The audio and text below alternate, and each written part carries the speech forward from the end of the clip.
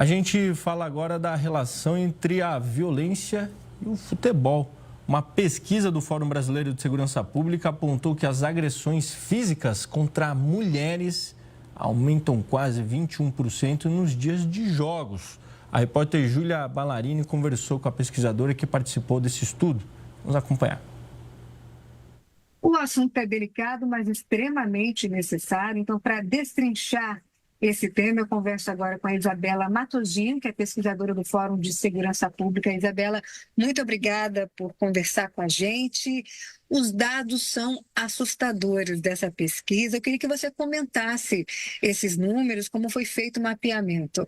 Esses números, eles são resultado de uma pesquisa realizada pelo Fórum Brasileiro de Segurança Pública, onde eu trabalho como pesquisadora, e em parceria com o Instituto Avon. É uma pesquisa que foi publicada em 2022, usando dados de 2015 a 2018. Essa pesquisa, ela analisou a relação entre os jogos do Campeonato Brasileiro de Futebol da Série A e violência contra a mulher em 5 cidades do Brasil: Salvador, Belo Horizonte, Rio, São Paulo e Porto Alegre. Então, assim, em outras palavras, a pesquisa tentou descobrir se os jogos de futebol aumentam a violência contra a mulher. E o resultado mostrou que sim, como você já adiantou, né, existe uma forte relação entre jogos de futebol e violência contra a mulher. E aí um ponto específico importante de ressaltar é que a gente está falando de um tipo específico de violência, que é a violência doméstica. O que isso significa? Que esse aumento, né, que a gente teve o número de ameaça contra as mulheres aumentando em 23,7% e o número de lesão corporal dolosa, que é o que a gente chama de agressão, aumentando em 20,8%. E significa que esses casos são casos de ameaça e de agressões que acontecem no contexto doméstico. Ou seja, a violência que é perpetrada por um familiar ou um parceiro ou ex-parceiro da vítima, ou que acontecem no ambiente doméstico, né, dentro da casa.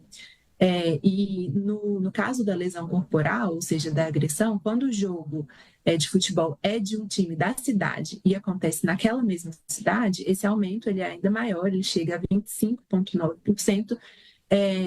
E ele acontece tanto durante a semana como em final de semana e, como eu falei antes, ele está ligado a casos de violência em que o autor é um companheiro ou um ex-companheiro da vítima. Ou seja, o estudo ele apontou que parece não haver uma correlação entre o aumento da violência em dia de jogo quando o autor e vítima não se conhecem. O que as evidências mostram nesse estudo é que 80% dos casos de ameaça e 78% dos casos de lesão corporal são cometidos por algum conhecido da vítima. Significa que a violência contra a mulher em dia de jogo se relaciona com a violência doméstica e é importante a gente saber isso para entender que não é necessariamente a violência que acontece dentro do estádio. Então, por vezes, esse número choca e a gente pensa em medidas para prevenir ou para lidar com essa violência dentro do estádio, mas o estádio não é o principal lugar, né, onde essas mulheres elas são vulneráveis, mas é a casa delas ou, enfim, eventualmente outros lugares, mas é uma violência que tem essa característica de ser doméstica. E, Isabela, aprofundando um pouquinho mais a pesquisa, porque o curioso é a gente pensar, né, futebol, entretenimento, é um lazer, geralmente um momento de folga, de alegria da pessoa e pensar em violência, né, esse contraponto.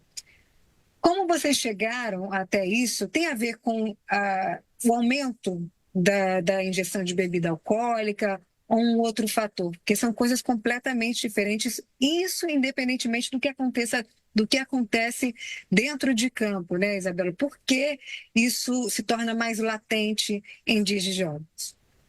É importante, quando a gente está falando disso, né, a gente ter em mente que, ainda que a pesquisa tenha mostrado a existência dessa correlação entre jogos de futebol e o aumento, né, da violência contra a mulher, isso não significa automaticamente que a causa da violência seja o futebol. A gente não está afirmando isso, né? Até porque a violência contra a mulher é um fenômeno complexo, cuja causa é também mais complexa do que o futebol em si. E a existência da violência se relaciona muito mais aos valores do patriarcado e à dominação masculina, por exemplo, do que simplesmente ao futebol. O que acontece é que o jogo de futebol, ele muitas vezes pode funcionar como uma espécie de catalisador, tornando mais vivos alguns valores de masculinidade, de virilidade, muitas vezes relacionado ao uso abusivo do álcool, por exemplo, e isso faz com que certos homens se vejam dentro de uma estrutura de poder que faz com que eles pensem que eles podem usar desse poder de forma violenta contra as mulheres. Quais iniciativas podem ser tomadas para evitar esse tipo de violência? A gente sempre começa pensando em campanhas de conscientização, né? Eu acho que quando a gente pensa em violência, é muito fácil pensar na repressão como a primeira via para enfrentar o problema. Mas é importante a gente pensar que quando a gente fala de repressão, de fato, ela é importante, mas a repressão ela acontece a posteriori, né? Ela acontece depois que a violência já aconteceu. Então, quando a gente está pensando em estratégia de enfrentamento, em prevenção, acho que o passo mais importante são as campanhas de conscientização. Então, enfim, campanhas educativas que abordem a questão da violência de gênero de forma clara, incisiva, para tentar desmistificar mesmo algumas ideias machistas e incentivar o respeito às mulheres. No caso da violência relacionada ao esporte, né?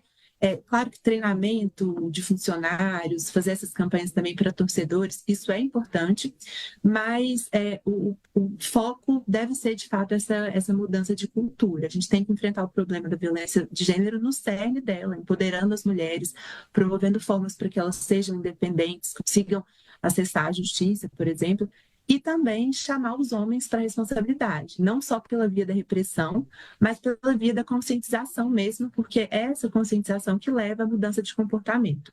Muito obrigada pelo bate-papo, Isabela, foi muito esclarecedora essa entrevista e aproveito para reforçar o número 180 para você que está assistindo, seja mulher ou não, decore ou anote 180 se você sofre ou presencia algum tipo de violência doméstica.